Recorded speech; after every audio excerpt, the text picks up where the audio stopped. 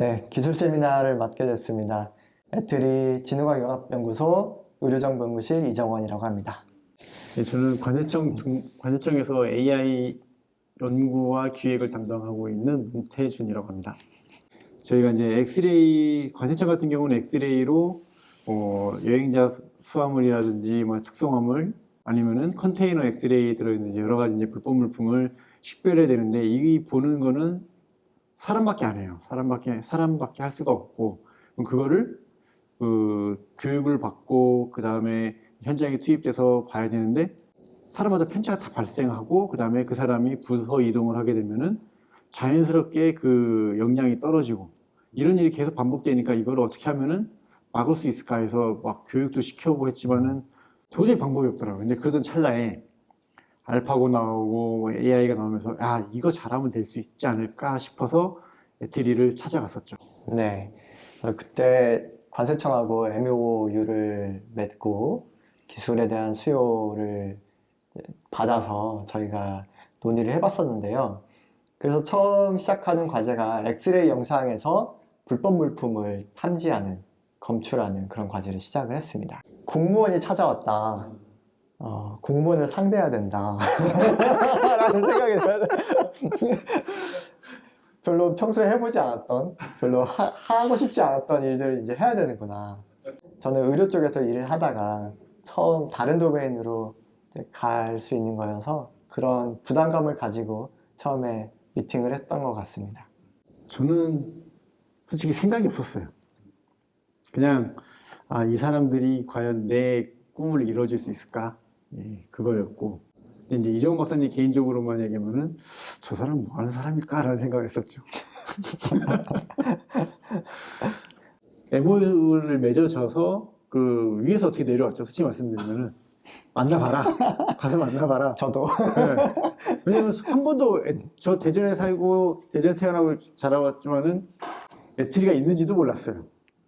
대전에 애트리가 있는지도 몰랐고 그 앞을 지나다니면서 저게 애트리인지도 몰랐고 근데 가서 만나보라고 해서 만나보는데 그날 솔직히 만나서 무슨 얘기하지 부터 시작해갖고 그 다음에 AI 하시는 분들이라든지 이거를 계획하시는 분들이 꼭 알아두셔야 될 게 뭐냐면 저도 그랬지만 이걸로 일자리 있는 거 아니야? 그거 고민을 되게 많이 했어요. 그래서 과연 이걸 만나는 게 맞냐? 근데 만나라고 하니까 일단 만났죠. 사업을 만들기 전에 일단 조율 과정이 많이 있었고요. 그 중간에 제가 투입돼서 이제 같이 사업을 기획을 했죠.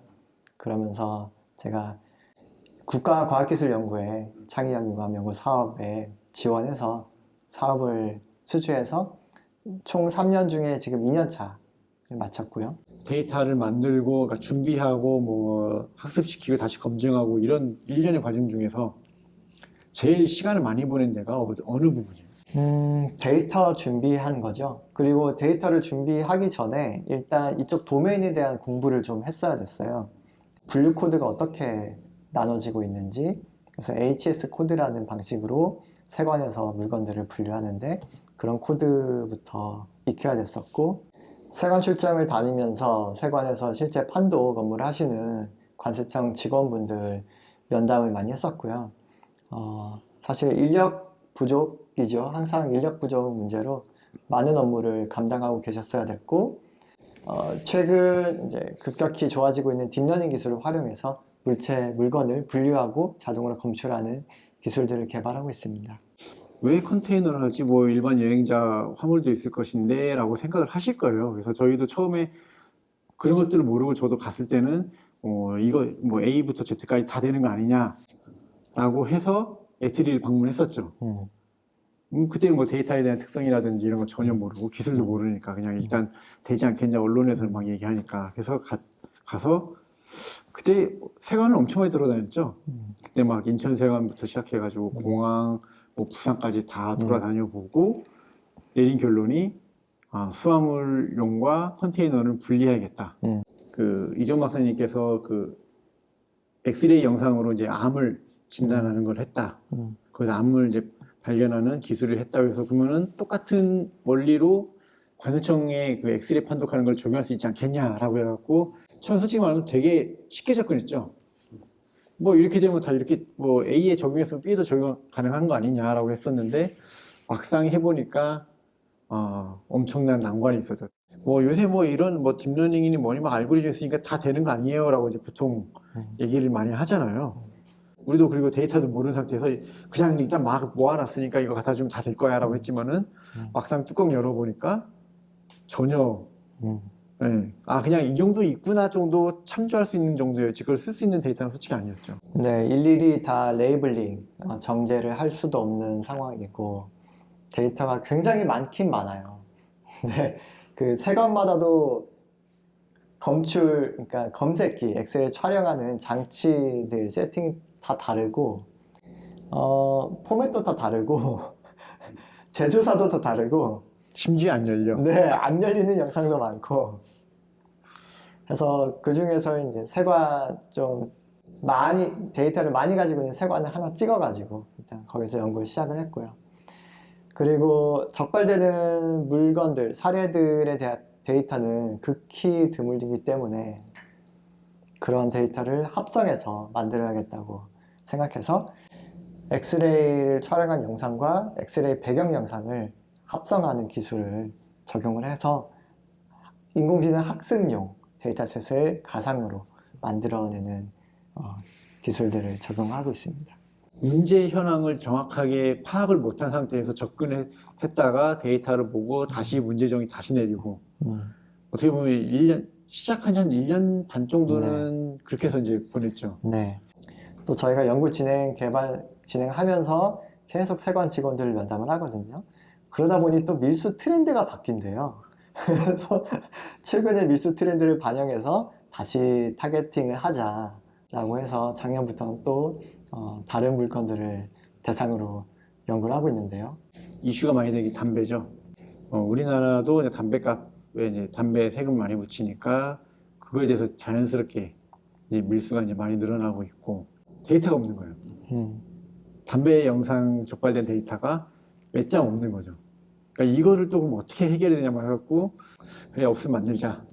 이제는 이제 그 정도까지는 갖춰 서 이제 뭐 그러면 이제 물건 수배해가지고 하는데 그것도 그냥 담배가 아니라 실제 적발됐던 형상 그대로의 담배. 그러니까 그런 게 되게 중요한 거잖아요. 그러니까 그냥 가상의 상상으로 해서 뭐 그냥 담배 이렇게 들어올 것이야가 아니라. 밀수 수법들이 여러 가지가 있거든요. 뭐 보통 커튼치기라고 한다든지 수법에 따라서 적재되는 형태가 있는데 그 담배가 박스채로 쌓여 있을 때 그런 형태를 그대로 촬영을 해서 그것들을 다시 합성을 하는 거죠. 그냥 실제 압수됐던 그대로 네, 박스 단위로. 네, 박스 단위로 그래서 한 몇 박스를 갖고 와갖고 그것도 뭐 중첩도 시켜보고 뭐 이제 그렇게 촬영을 했고 그 다음에 실제 컨테이너 엑스레이와 동일한 환경에 또 데이터를 만들어야 되니까 그것도 몇 번의 시행착오가 있었고 네.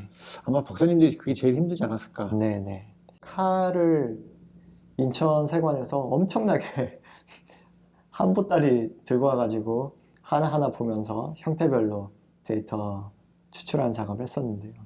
세관에 바닥에 막 이만큼 깔려 있어요. 그것들을 또 데이터로 만들고 바로 촬영하기 어려운 것들은 CT로 촬영해가지고 2D 이미지로 만든 다음에 다시 합성하고 이런 과정을 거쳐서 열심히 학습 데이터를 만들고 있습니다. 특이한 게 뭐가 있죠? 특이한 게 이제 비아그라가 있죠. 비아그라 찍었다. 비아그라 찍었습니다. 네. 중국산 짝퉁 비아그라. 한 포대기. 보통 이게 비아그라 얘기할 때 사람들이 다 이제 약국에서 파는 그 정품을 생각하니까 한 요만한 거에 2알씩 들어있는 거. 이거를 생각해서 이걸 어떻게 잡아야 했는데 저희도 막상 딱 물건을 받아보니까 그냥 이만한 봉지에 꽉꽉 넣어서 네. 그렇게 들어오더라고요. 그러니까 이런 것도 한마디로 현장을 못 보면은 그냥 그렇지 않겠냐? 라고만 생각하지 더 이상 진도를 못 나가는데 저희 일단 현장 가서 한번 물건 좀 보자. 네. 그렇게 해서 하나씩 다시 이제 바로 잡아가면서 이렇게 그렇죠. 진도를 나갔죠. 그러니까 알약 제품을 보는 게 아니고 그냥 포대자루에 들어있는 콩알이랑 사실 비슷한 거거든요. 이게 콩알인지 짝퉁 알약인지 이것을 엑스레이로 판별을 해야 되는 문제여서 야, 이게 생각보다 쉽지가 않겠구나 라는 생각들이 많이 들죠. 실제로 제가 이제 그 엑스레이를 본다는 것 자체가 저게 뭐다라고는 솔직히 몰라요. 근데 이상하네 뭐가. 그러니까 저희가 이제 뭐 엑스레이뿐만 아니라 모든 게 다 그렇거든요. 세관에서 검사를 한다든지 이런 것들이 그러니까 적발률이라는 게 있어요. 그래서 내가 이상하다 생각해서 검사를 했는데 거기서 그 중에서 몇 퍼센트가 적발되고 이런 것처럼 이 엑스레이도 AI 엑스레이도 만들어지면은 그걸로 얘가 찍었을 때 무조건 100%다 되냐? 그게 아니라 얘 이상하니까 한번 좀 더 봐봐 라고 알려주는 그런 기능을 저희는 그거를 바라고 있어요. 되게 복잡한 컨테이너들이 있어요. 아니면 뭐 완전 새까맣게 나오는 거. 여기서 내가 지금 뭔가를 놓치면은 나중에 이게 밖에 나와서 문제가 됐을 때 그런 이제 감사도 받아야 되고 이런 게 있는데 뭔가가 이걸 내 업무를 도와줄 수만 있으면은 참 좋겠다. 그게 정확하지 않더라도. 그래서 그걸 이제 설명을 이제 해줬거든요. 그러니까 직원들이 그러면은 이걸 해줬으면 좋겠네요. 라고 하고 부산 가서 그러니까 부산에서 이제 저희 부산세관에서 하는 엑스레이 판독 특성화 교육이라는 게 있거든요. 2번 갔죠, 그거를. 네, 2번 가서 세관 직원들하고 같이 교육받고 이제 그런 식으로 공부도 하면서 이렇게 그다음에 현장 가서는 세관 사람들한테 우리 이런 거 할 거니까 니들 혹시 어려운 게 뭐냐. 어떻게 보면 그렇게 해서 아이템이 바뀐 거죠. 네, 우리는 지금 이게 필요해. 그러니까 이 물건도 내줄 테니까 한번 해봐. 이게 된 거죠. 그러니까 거의 뭐 1998년? 맞죠? 98년. 네, 98년부터 논문이 나오기 시작했더라고요. 근데 이제 저희는 어떻게 보면은 도메인 지식을 갖고 있는 아까 이정훈 박사님 말씀하신 도메인 지식을 갖고 있는 관세청과 AI 알고리즘을 갖고 있는 애트리가 둘이 협업을 하고 있기 때문에 그래서 진도 되게 빨리 나가고 있다고 보고 외국을 많이 따라잡을 수 있다. 금방 따라잡을 수 있겠다고 이제 생각을 해요. 그래서 이런 것들을 지금 뭐 호주라든지 아니면은 다른 나라 이제 설명을 해주면은 그쪽도 똑같은 문제를 갖고 있거든요. 저희랑. 그래서 관심을 되게 많이 갖고 있어요. 그래서 언제 완성되냐 뭐 이런 것도 이제 문의를 하고 있는 거죠. 일단 적발 사례가 발생을 하면 그 적재된 형태를 한번 그대로 가서 볼 거고 그 데이터를 따로 저희가 촬영할 수 있는 장치로 옮겨가지고 한번 데이터를 획득을 할 거예요. 작은 물체라면 CT로 촬영을 하거나 좀 큰 물체면은 컨테이너 엑스레이로 찍어가지고 그 영상을 얻은 다음에 손으로 잘 그려가지고 한 땀 한 땀 해야지 한 땀 한 땀. 네, 손으로 잘 그려가지고 흔히 말하는 정제를 한 다음에 저희가 가지고 있는 컨테이너 엑스레이, 컨테이너 트럭 영상에 해당하는 영역에 합성을 해서 넣는 거죠. 그런 식으로 인공지능 학습 데이터를 만들어서 모델을 학습하면 이제 모델이 조금씩 커 나가는 거죠. 엑스레이 판독 기법 강의를 한 10년 정도 했었거든요. 하다 보니까 느낀 게 엑스레이가 맞는 건 아니에요. 솔직히 말씀드리면. 엑스레이가 맞는 게 아니고 그냥 단지 세관 업무에서 그래도 꽤 많은 포션을 차지해 갖고 도와주고 있는 거고 근데 그거를 AI가 조금 더 잘할 수 있게끔 도와주는 거지 얘다가 무조건 이걸 넣어서 모든 물건을 다 적발할 수 있다. 그건 저는 좀 아니라고 보고 그래서 아까 그 현장의 물건을 보고 그게 AI 학습에 과연 적합한지 이제 그런 것도 따져봐야 될 것 같고 그런 것들 몇 번 하다 보면은 나중에는 대충 알겠죠 뭐 이제 요 정도 나오면은 이건 할 수 있을 거야 없을 거야 그런 것들이 나오면은 그때부터는 좀 진도가 많이 빨리 나가겠는데 그 전에는 아마 분명히 엄청난 시행착오가 있지 않을까. 신뢰는 그쵸. 업무를 하면서 신뢰 되게 중요한데 언제 그랬냐면은 업자들은 와서 다 된다라고 하는데 박사님들은 한번 검토를 해보고 현재 기술 수준을 정확하게 얘기해 주시고 근데 어디까지는 가능할 것 같다 정도. 그래서 그런데 여기 가기 위해서 뭐가 필요해 라는 거를 정확하게 요구사항을 짚어주셨어요. 그게 되게 신뢰도가 높았어요. 근데 굉장히 공부를 많이 하시는 분이라는 거를 매번 깨닫고 있고 항상 생각하고 있는 것 같아요. 우리가 일을 어떻게 해야 될지 그런 면에서 협조가 잘 되고 저도 많이 도와드리고 싶고 아이템은 되게 많아요. 네, 이 박사님이 뭐라고 해요. 그만 좀 하세요. 일 버리지 말라고. 네, 되게 많아요, 아이템은. 이걸 언제 다 할 수 있을까? 과연 내가 퇴직하기 전까지 다 할 수 있을까라는 생각이 들 정도로 아이템은 굉장히 많습니다. 굉장히 디벨롭할 게 많죠. 물품도 많이 추가해야 되고, 그렇기도 하고, 그리고 이게 판독 현장으로 갔을 때 또 연계도 되어야 하고, 그리고 판독 원들한테도 도움이 되어야 하고, 이제 그런 것들을 하나하나 차근차근 프로세스를 따라가면서 다 할 수 있으면 뭐 좋은 일이죠. 맞아요. 이거는 어떻게 보면은 이 사업을 하면서, 그러니까 이거를 하면서 공부했던 게 뭐냐면, 그러면 이 시장이 어떠냐를 한번 또 봤거든요. 보니까는 뭐 의료는 어떤 업체가 거의 뭐 이제 막 그 크게 이제 중심을 잡고 있고, 산업용은 뭐 어떤 업체가 또 중심 잡고 있는데, 저희가 보고 있는 보안은 진짜 아무도 지금 누가 주도권 잡고 있는 데가 아무도 없어요. 그러니까 얘는 잡는 순간 거기는 좀 시장을 선도하지 않을까. 엑스레이에 대한 환상이 되게 커요. 아까도 말씀드린 것처럼 보안 쪽에서 이것만 있으면 뭐든지 다 할 수 있지 않겠냐라는 환상이 커서 저는 아마, 그러니까 기술 수준과 현실은 요만큼인데 환상은 이만큼. 그러니까 그게 안 맞는 거죠. 그러니까 접근하다가 실패하고. 제 생각엔 그래요. 박사님은? 몰라요? 돈이 뭐예요? 근데 이제 이정은 박사님 그게 있어요. 제가 이제 몇 번 이제 이거 사업하면서 처음에 막 과제 뭐 갖고 막 꼬시면은 이거 갖고 나중에 막 이거 하면은 박사님도 뭐 그 기술 이전비 받아갖고 하면 별로 관심이 없어. 딱 오늘 관심은 와 이거 해보면 재밌겠다. 딱 그거밖에 없더라고. 그러니까 이정은 박사를 꼬시려면은 뭔가 재밌는 아이템. 남들이 안 해봤을 만한 아이템을 던져야 이 사람이 그걸 덥석 물겠구나. 네, 그걸 알았죠. 그래서 R&D 과제를 만약에 한다고 하면 딱 그런 과제를 저는 만들 거예요. 이정원 박사님이, 이걸 내가 해볼 만하겠는데? 라고 할 만한 아이템을 이제 골라야겠죠. 솔직히 말하면요, 안 했어요. 안 했어. 자, 아까 얘기했잖아요. 저 사람 뭔 사람이야? 처음 만난 거는 이정원 박사님이 아니라 이 팀에 있는 최승훈 박사님하고 이슬 박사님이었어요. 처음 만난 거는. 이제 두세 번째 미팅 됐을 때 갑자기 뚝 하나 나타났어요. 그것도 이렇게 주머니에 손짓고 이렇게 하고, 네, 저는 이정원인데 명함 없어요. 그러더니, 그냥 구경 왔어요. 딱 그러더라고. 저 사람 뭘까? 되게 뭔가 자신만만한 것 같은데 뭘까? 되게 그랬죠. 나중에 이제, 알고 보니까 이제 브레인이었더라고. 그냥 빠져들어갖고, 애틀이 처음에 그거 딱 있잖아요. 애틀이 내가 여기서 근무하는 곳이야 보여주고, 그 다음에 뭐 보여주고, 사람들이 그냥 자기도 모르게 이렇게 듣고 있다가 나중에는, 그러면서 또 막 뇌 이야기 나오잖아요. 그러면 처음에는 왜 뇌를 얘기할까 하는데 그게 결국에 다 인공지능이랑 싹 연결되잖아요. 거기에, 그러면서 사람들이, 이게 이런 거구나.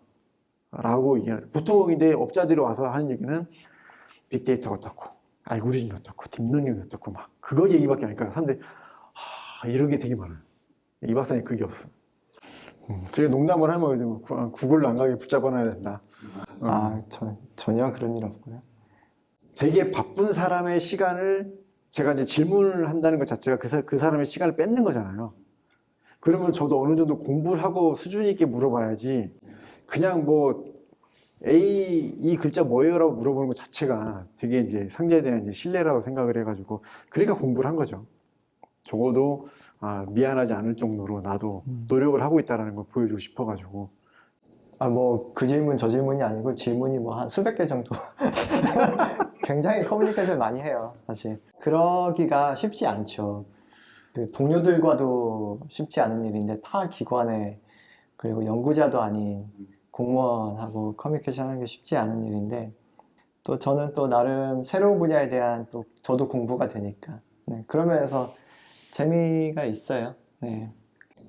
뭐 그런 건 그런 종류의 커뮤니케이션은 아니었지만, 저는 좀 호기심이 생기는 편이에요. 약간 그 뿌연 상태. 잘 모르는 것 같은 그런 모호한 영역에서 뭔가 싹 정리하고 싶은 그런 마음이 생겨요. 네, 저는 그 현장에서 직접 어떻게 쓰이는지에 되게 관심이 많아요. 그 의료 쪽 일할 때부터 의사들하고 커뮤니케이션 잘 되는 편이었어요.